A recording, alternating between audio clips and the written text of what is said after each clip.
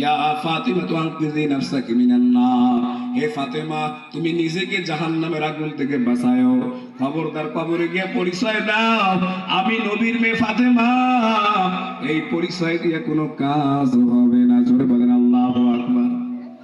যেই নবীকে আল্লাহ সৃষ্টি না করলে আসমান জমিন কিছু সৃষ্টি করতো না, সেই নবীর কথা বলেছেন। আমার গ্রামের মা বোনদেরকে আমি গভীরভাবে মনোযোগ ভাবে এই আলোচনাটা শোনার জন্য অনুরোধ করতেছি। হে আল্লাহর বান্দা বান্দিরা, কেমন সেই ফাতেমা স্বামী হযরত আলীকে ডাক দিয়ে বলে, স্বামী আমার মরার পরে আমাকে রাতের আধারে দাফন করে দিবেন। কেননা মক্কা মদিনার মানুষ যেন আমার শরীর লাশের দেহটা দেখে যেন তারা আন্দাজ করতে না পারে যে নবীর মেয়ে দেখতে লম্বা ছিল, খাটো ছিল, নবীর মেয়ে দেখতে এরকম ছিল। আমাকে গোপনে আপনারা দাফন করে দিবেন। সেই ফাতেমা মৃত্যুর পরেও যার পর্দার কথা, তার জবান্তরের মধ্যে আল্লাহর ভয় ছিল। আর আজকে আমরা জিন্দা অবস্থায় পর্দা পুষিতে করি না। কেমন সেই ফাতেমা। আর বান্দা বান্দিরা, মা বোনেরা, আমার কতটা গভীর মনোযোগ দিয়ে শুনবেন। রহমতের নবী আমার একদিন দাওয়াত দিতেছেন, দাওয়াত দিয়ে ফাতেমার বাড়ির মধ্যে চলে যায়। ফাতেমার দরজার মধ্যে আঘাত করলো। ও মা ফাতেমা, মাগো ঘরের মধ্যে আসলে রে মা। ও মা ফাতেমা ঘর দরজা খোল। ফাতেমা রাদিয়াল্লাহু তাআলা আনহা কোনো জবাব দেয় না, ঘর থেকে কোনো আওয়াজ নাই। একবার দুইবার তিনবার চলে যায়। হঠাৎ করে ফাতেমা দরজা খুলে দেয়। তিনবারের বেলায় ফাতেমা দরজা খুলে দিলেন। এবার নবী আমার ডাক দিয়ে বলে, মা ফাতেমা, আরে মা তুই কি আমার সঙ্গে রাগ করছো, অভিমান করছো? ফাতেমা তুই কেন দরজা খোলো না? আমি বাবা তোমাকে এক নজর দেখার জন্য তোর বাড়ির মধ্যে আসলাম রে মা। ফাতেমা ডাক দিয়ে বলে, আব্বাজান আপনি তো রাহমাতাল লিল আলামিন, আপনাকে আল্লাহ না বানাইলে দুনিয়া বানাইতো না গো আব্বা। আমি যখন আপনি প্রথম ডাক দিয়েছেন আমি তো আমার হৃদয় ভেঙে খানখান হয়ে গেছে আপনার সঙ্গে দেখা করার জন্য। আব্বা আপনার সামনে দাঁড়াবো, পর্যাপ্ত পরিমাণে কাপড় আমার পরিধানের মধ্যে নাই। আল্লাহু আকবার। কতটা অভাব, কতটা অভাবের মধ্যে তারা ছিল। আর আজকে আমাদের শোকেসের মধ্যে, আলমারির মধ্যে কাপড়ের অভাব নাই। মা বোনেরা নামাজ পড়ে না, বলে যে সময় পাই না, কিন্তু কাপড় না থাকার পরেও তারা কতটা ইসলামকে অন্তর দিয়ে তারা মেনেছেন, অন্তর দিয়ে আল্লাহকে ভয় করেছেন। এই ইসলামের মধ্যে প্র্যাকটিক্যাল আপনারা আল্লাহর হুকুমগুলোকে নিজের মধ্যে বাস্তবায়ন করেছেন। আর আজকে আপনি আর আমি একটু অভাবের মধ্যে পড়ে গেলে হারামের সঙ্গে মিশে যাই, হালাল হারাম পার্থক্য করি না। এই আল্লাহর বান্দিরা আপনারা দেখেন, ফাতেমার কাহিনী দেখেন। এবার ফাতেমা বলতেছে, আব্বা আপনার সামনে যে আমি দাঁড়াবো পর্যাপ্ত পরিমাণে কাপড় আমার পরিধানের মধ্যে নাই। এবার ফাতেমার কথা শুনে নবী আমার গায়ের মধ্যে বাড়তি চাদর ঝোলানো ছিল। রহমতে আলম নবী আমার গায়ের মধ্যে থেকে চাদরটা দরজার ফাঁক দিয়ে ফাতেমার হাতে তুলে দেয়। এরে মা ফাতেমা, এই চাদরটা গায়ের মধ্যে ঢেকে আমার সামনে আয়। ফাতেমা সুন্দর করে চাদরটা গায়ের মধ্যে ঢেকে রহমতের নবীর সামনে যখন দাঁড়াইছে, নবী ফাতেমার চেহারা দেখে কান্দে আর বলে, রে মা তোর মুখটা কেন শুকনা, তোর চক্ষু দুইটা গর্তের সঙ্গে ঢুকে গেছে কেন রে মা? এ মা ফাতেমা তুই কয়দিন থেকে খাবার খাও নাই? এবার ফাতেমা ডাকতে বলে, আব্বাজান আমার চিন্তা, আপনার জামার চিন্তা, আলীর চিন্তা বাদ দেন।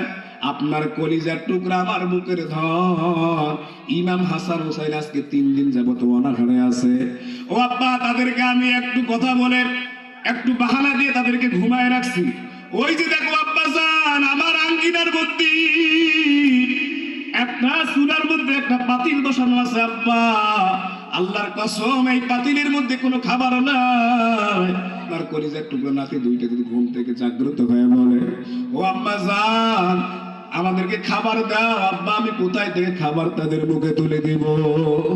এই আল্লাহর বান্দারা নবীর মেয়ে দেখেন কতটা ইসলামের জন্য কষ্ট স্বীকার করছেন। আপনার আমার নবী যদি অভাবের জন্য আল্লাহর কাছে দোয়া করতো, রে মালিক ওই যে উহুদ পাহাড়টাকে তুমি স্বর্ণ দ্বারা পরিপূর্ণ করে দাও, আল্লাহ করতো কি করতো না? আল্লাহ করে দিত।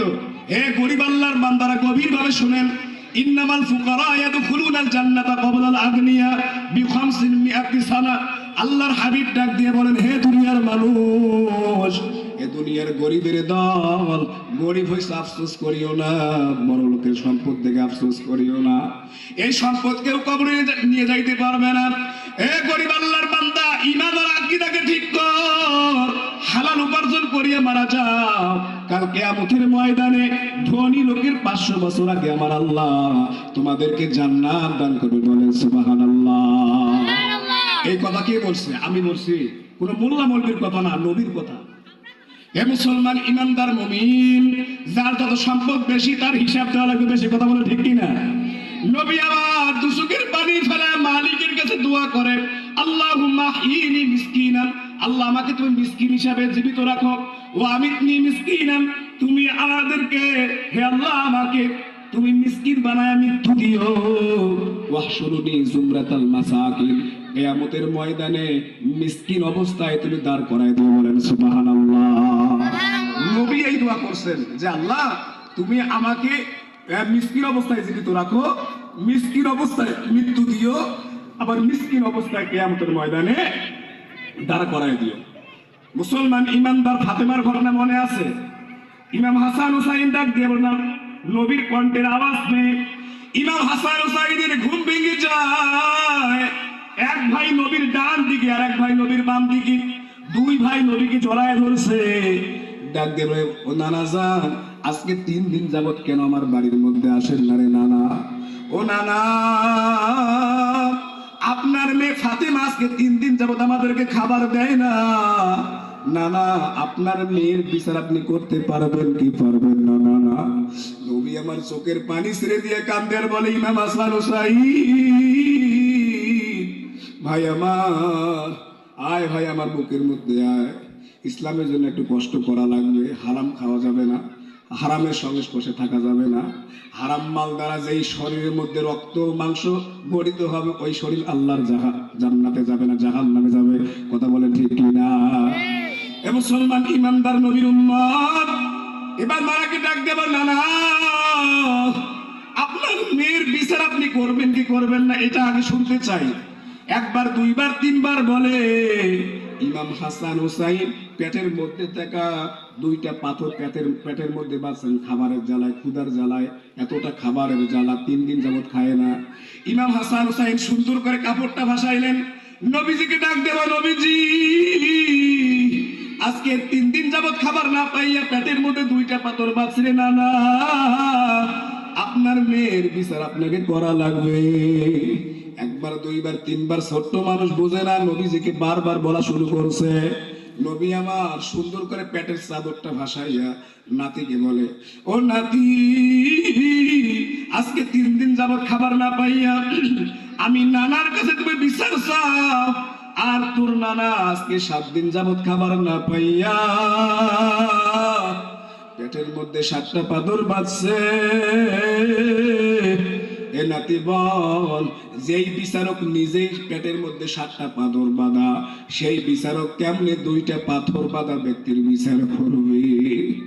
এ আল্লাহর বান্দা চোখের পানি ফেলা একটু মাওলার কাছে কান্না করো, রে মালিক, তোমার নবী দিনের জন্য ক্ষুধার যন্ত্রণায় পেটে পাথর বাঁধলো। 3 দিন 4 দিন বিচার নবীর চুলার মধ্যে আগুন জ্বলে না। যেই জান্নাতি মানুষরা দুনিয়ার মধ্যে জান্নাতের সার্টিফিকেট পাইলো, এরপরে হারাম খায় না রে আল্লাহর বান্দা। এ মুসলমান ইমানদার আল্লাহর গোলাম, চোখের পানি ফেলায় দিয়ে মাওলার কাছে একটু কান্না করো আর বলো, আল্লাহ দুনিয়াতে গরিব অবস্থায় পাঠাইছো তুমি, আল্লাহ আমাদেরকে পরীক্ষা, বড় কঠিন পরীক্ষা দিও না। আবার আল্লাহ ডাক দিয়া বলে, হে দুনিয়ার মানুষ, ওয়ালা নাবলুওয়ান্নাকুম বিশাইইন মিনাল খাউফ ওয়াল জু'i ওয়া নাকসিন মিনাল আমওয়াল ওয়াল আনফুসি ওয়াস সামারাত ওয়া বাশশিরিস সাবিরিন। আল্লাহ বলে, হে দুনিয়ার মানুষ, আমি তোমাদেরকে পরীক্ষার জন্য দুনিয়াতে পাঠাইছি। আমি আল্লাহ তোমাদেরকে ক্ষুধা দিয়ে পরীক্ষা করব, ভয় দেখাইয়া পরীক্ষা করব। আমি আল্লাহ তোমাদেরকে সয় সম্পত্তির ক্ষয়ক্ষতির মাধ্যমে পরীক্ষা করব। আমি আল্লাহ দেখবো এই পরীক্ষার প্রতি যারা ধৈর্য ধারণ করবে, আমি আল্লাহ তাদেরকে মহান পুরস্কার জান্নাত তুলে দেব। বলেন সুবহানাল্লাহ। মুসলমান, তাহলে আল্লাহর ভয় আপনার আমার অর্জন করা দরকার আছে না নাই?